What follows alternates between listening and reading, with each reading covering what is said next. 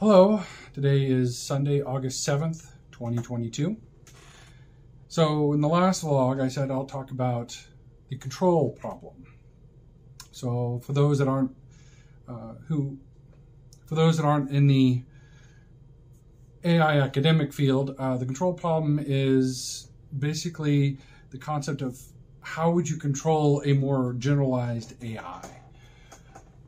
Well, to truly understand that, you have to understand some of the situations where this can come up. Let's say you're on Amazon and you're searching for rope. If the suggestions for the other items you might pick is, say, something like a stool, that is not exactly a good thing to suggest to someone if they're getting some rope at the same time. The AI wouldn't know this context, and thus it's doing something that's morally wrong without even knowing it. Another good example is if, let's say, you tell a more generalized AI to collect stamps for you because you're an avid stamp collector.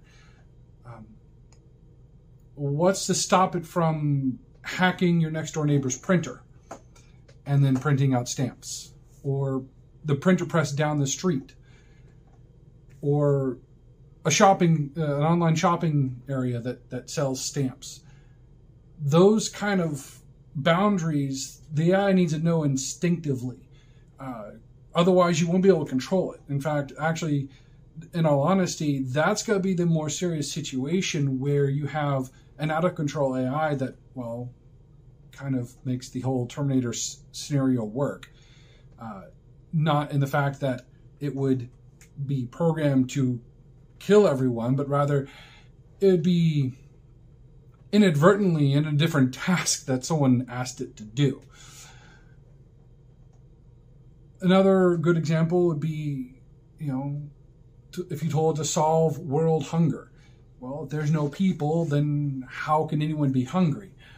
So these kind of examples is a legitimate fear inside the general AI practice, or in academics and theory of what general AI would look like. Well, in science fiction, there has been many ideas on how to solve this problem. One of the more classical ones is from Isaac Asimov with the 3 rules of robotics. In fact, if anyone has seen the movie I, Robot, it's loosely based on the books, or the short stories, but the idea is that it has rules that they cannot be broken. The first of which is do not harm a human through direct action. The second would be to not do it by indirect action. And then third, obviously, to do anything that a human does. Now that's just paraphrasing of what they are, but the problem lies in that, how would a robot define harm? I mean, could it be emotional harm? Could it be physical harm? Could it be, any number of types of harm? What if someone, found a way to reprogram the word harm to it and then change its rule to, allow things that some people would consider harm? Or what if, even among our own, civilization, we have different definitions of harm? I don't want to make this political, but there are some people who will say words are harm. I'll leave it at that. So the simple fact is to make any kind of rules work in a general sense, you have to have concrete definitions of concepts. Well, the first part of the design is literally defining concepts and making sure the robot thinks in concepts. And then we as humans define what those concepts are. So now how do you make that into a rule that the robot can then follow? Well, or even better, how can you make a rule which then also have backup checks to make sure they follow it as well? So those two things are very important when you're designing the control problem aspect of this AI. To really understand that, you have to start with, how is an action made? And I say action made isn't like from the moment you give a command to this AI to it actually doing that action. But what are the steps from point A to point B in those scenarios?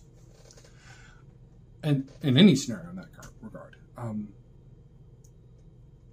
I see three major points to this, three major areas.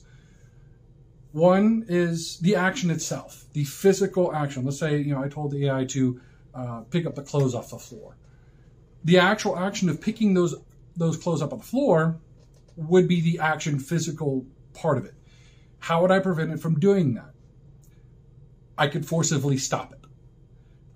This would be like, picking it up, moving it away from the clothes, maybe unplugging it. All of those actions would be a physical response or a physical halting of its actions. So one of the key things is a lot of these, robots and AI that be controlling these robots would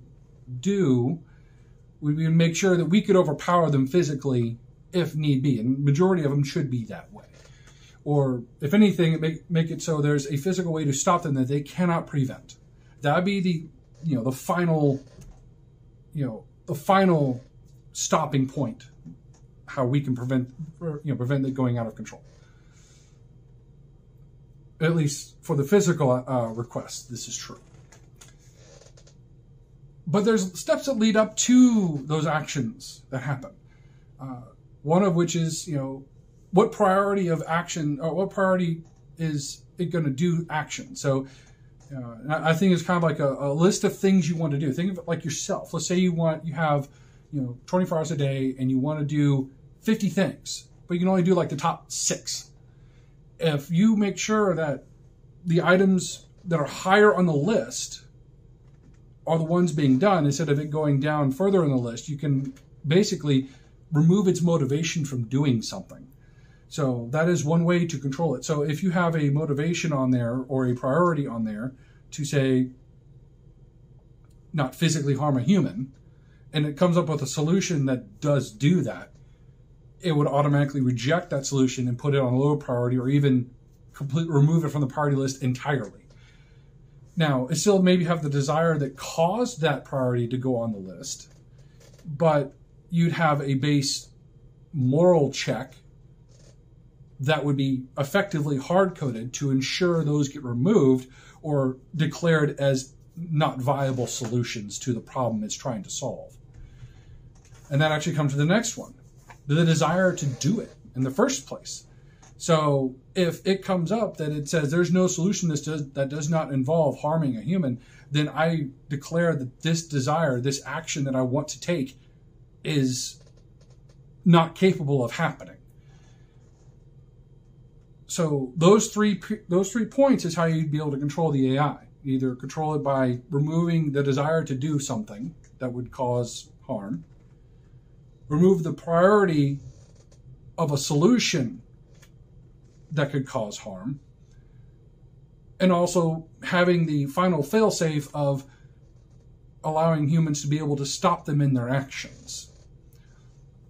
Obviously, the first two are passive, abilities to stop it without even, modifying. We can have, its own concepts of evaluation and goal setting to be able to control those, or even better yet, have, whenever we decide to give it a solution, we can verify and say, okay, what is your solution? You can describe what it wants to do. And we say, no, that would harm a human. Don't do that. So it would be able to learn off of those, step-by-step process as we walk through the solution with it.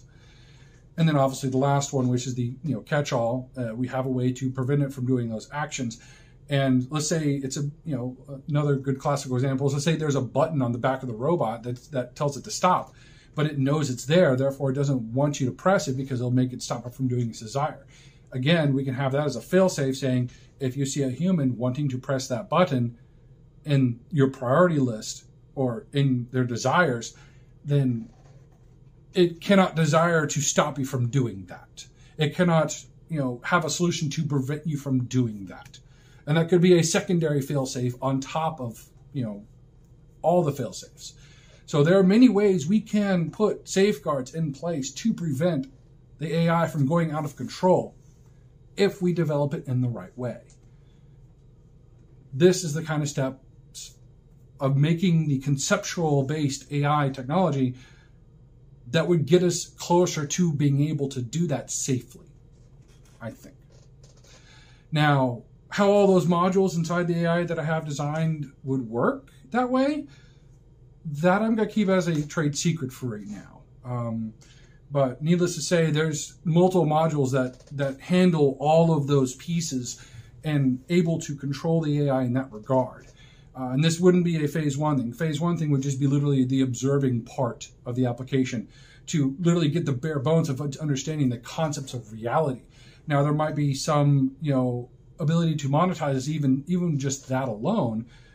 As an example, I said during my first vlog, where you take that observational AI and have it help notify humans. And that's the only action it can take, is notifying a human of a potential danger. And, whenever that fails is when we can learn what did it do wrong, why didn't find this, find this as a hazardous situation for a human, and then correct that problem. Now, yes, there might still be accidents that happen, but the simple fact is we got to make sure the AI can prevent or at least understand when a human can be harmed. And we don't want to do anything beyond that until we are satisfied that that is a true statement, that it can understand when in reality people get harmed. Now, workplace accidents are going to happen regardless. So if we can help prevent some of them, that is still a good thing. In any case, now the better question is, this also brings up a whole slew of other concerns socially. For example, what is this morality going to be based off of? What kind of rules are going to be there? I have that as well, but I'm going to save that one for next week because that's an even larger topic. But to put it bluntly, there are definitely hard and fast rules we have to go by, and they're going to be based off of, objective moral statements. I'll put it that way. So, in any case, that will be next week's vlog. Until then, be safe out there. Goodbye.